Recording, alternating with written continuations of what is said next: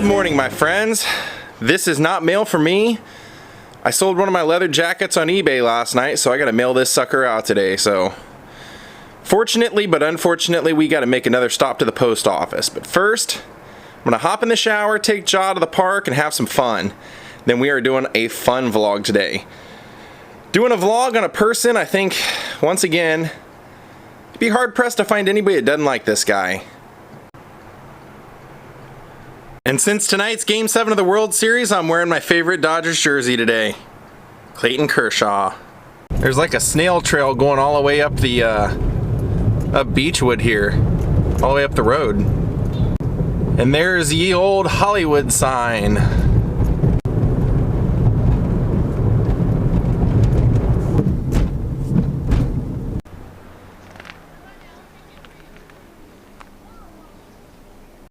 Well, good morning, my friends. It's your old pal Jordan the Lion. Well, it's been a pretty good day so far already.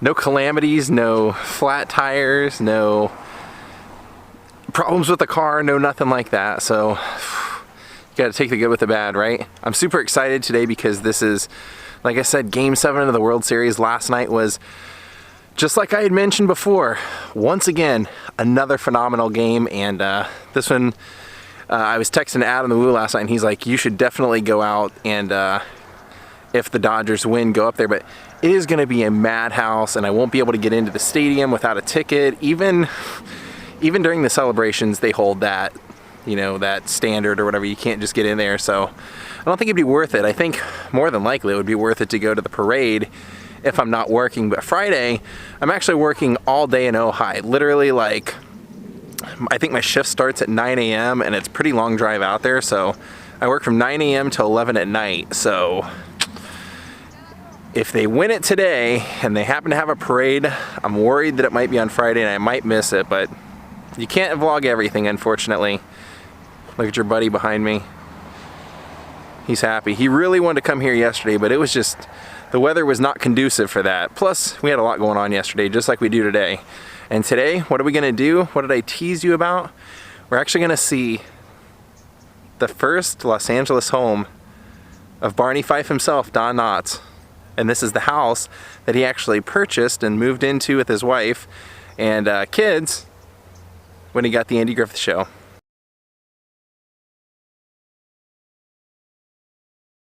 There's about 3 dogs out here, and he doesn't seem to want to play with any of them, much like every other day when he first gets out here.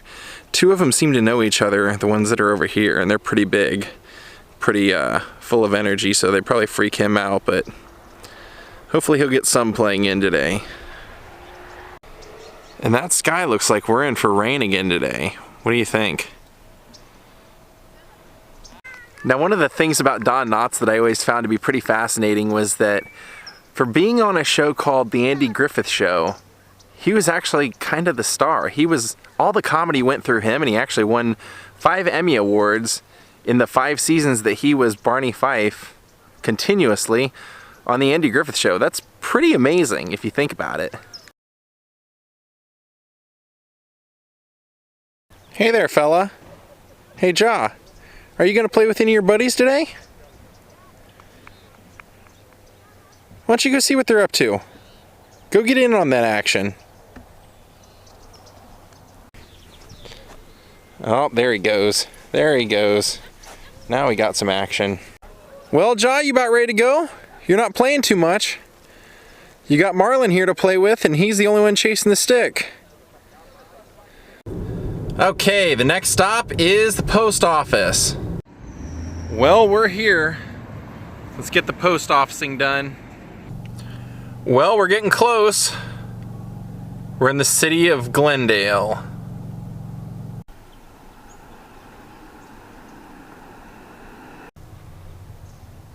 Well, let me tell you the story of how 2 of the most beloved comedic actors in television history became friends and how they met. See, it all kind of started in 1955 on Broadway. Andy Griffith was starring in No Time for Sergeant along with Don Knotts. Whoopsie. They became really great friends during this time, and Don Knotts actually went off to have his own radio show, and then went on to be kind of a frequent guest on the Steve Allen Show. And when the Steve Allen Show moved from New York to Los Angeles, he came along with it, and so they kind of lost touch during that time.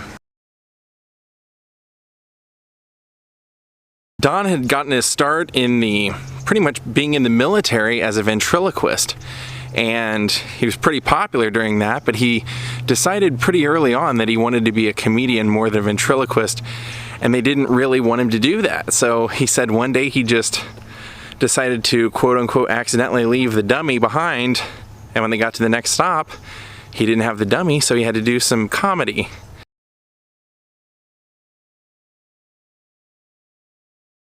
Now what's interesting is that in 1960, Andy Griffith got his own television show, The Andy Griffith Show. They made the pilot. Don Knotts saw the pilot, called Andy and said, "Hey, don't you think you need a deputy?" And Andy said, What, Don? I didn't know you were out of work." He said, "Call our producer." They called the producer, and immediately Don was added to the formula of The Andy Griffith Show and actually became the entire comedy to the show. Andy himself would say, whenever I would read a script, I would see if there was a joke that I was supposed to say, and I would say, "Get rid of all my jokes. Just get rid of all my jokes. Everything that I say has to be straight man, and Don has to be the comedy."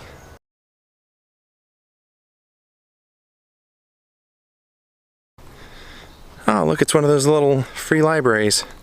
So in 1960, Don Knotts started what would be a career path that would just never let up. For 5 years, he would play Deputy Barney Fife, the man with one bullet. He would win 5 Emmy Awards. And this house directly in front of us is the house that he bought in Glendale in 1960, the year that the Andy Griffith Show went on the air. And what's kind of cool about that is this was the first home in Los Angeles that he owned. He had always been a New Yorker up until that point.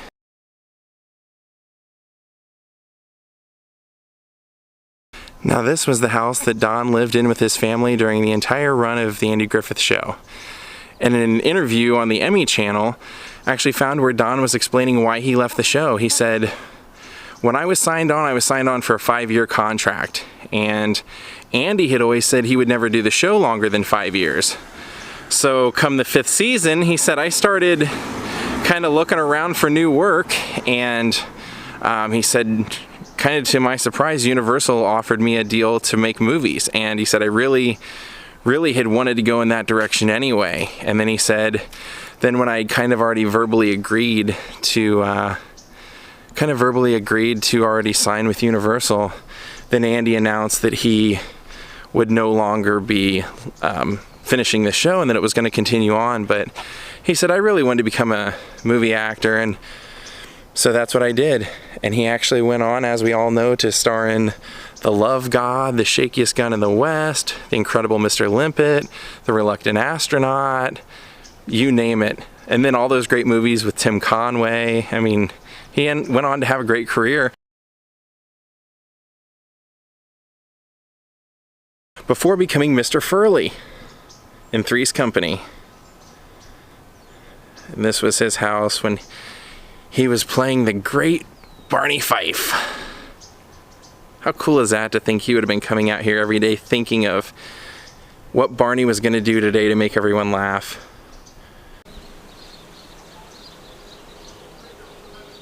And even though he and Andy would never be considered writers for the show, they would end up going on to write most of the gags for the show, and actually became best friends.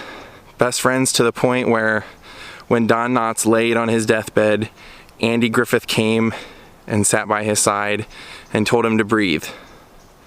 And he said, you looked at Don's chest, and he breathed just a few more times. Now, even though Barney did leave the Andy Griffith Show, he would go on to make a few cameo guest appearances here and there, and then when they did Return to Mayberry, the movie, he came back and did that, so there was no ill feelings. And even when Andy Griffith was doing Matlock, he would make guest appearances on Matlock. And like I said, this was a friendship that would go on to last an entire lifetime.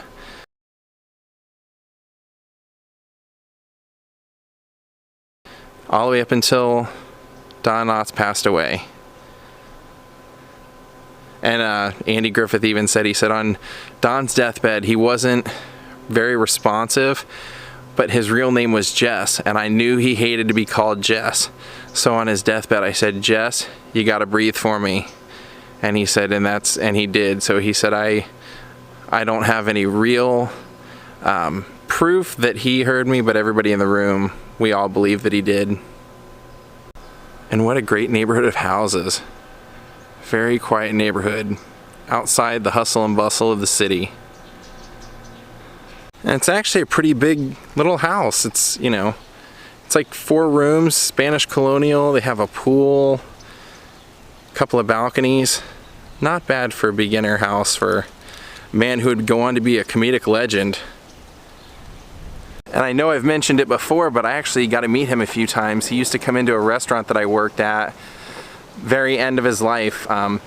He was battling lung cancer, and he would go to Cedars-Sinai for appointments quite a bit, and he would always stop into the restaurant I worked at. So he was always very nice to me, signed one of my DVDs, and just kind of a real thrill to meet him.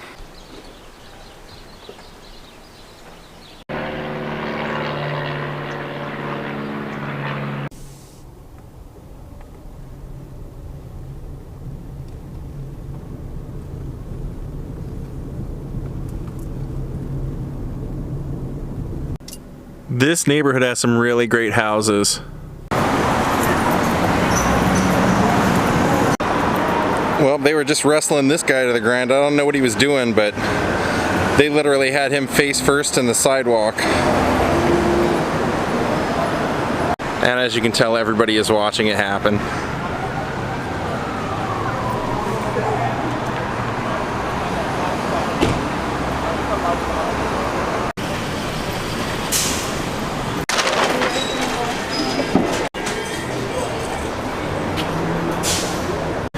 Had to pick up a few things for the very last World Series game tonight, which is going to happen about half an hour now.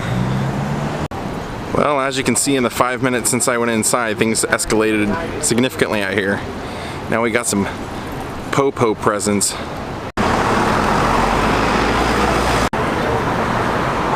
.5:20 is game time.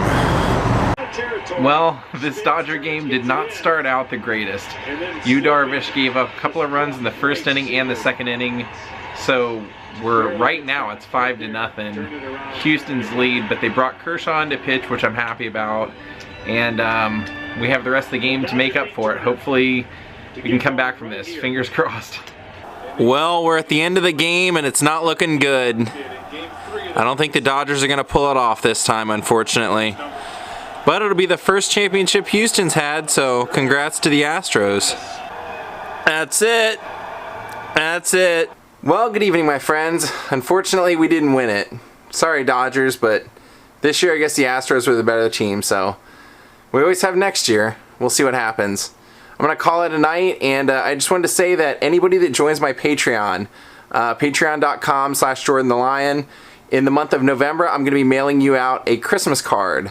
Only if you join in November. That way I can have time to get them ready in December and get them mailed out on time. So if you want a Christmas card from me, that's the way to get one. Everybody else, I'll see y'all tomorrow, and have a great night. From your old pal Jordan the Lion, goodbye.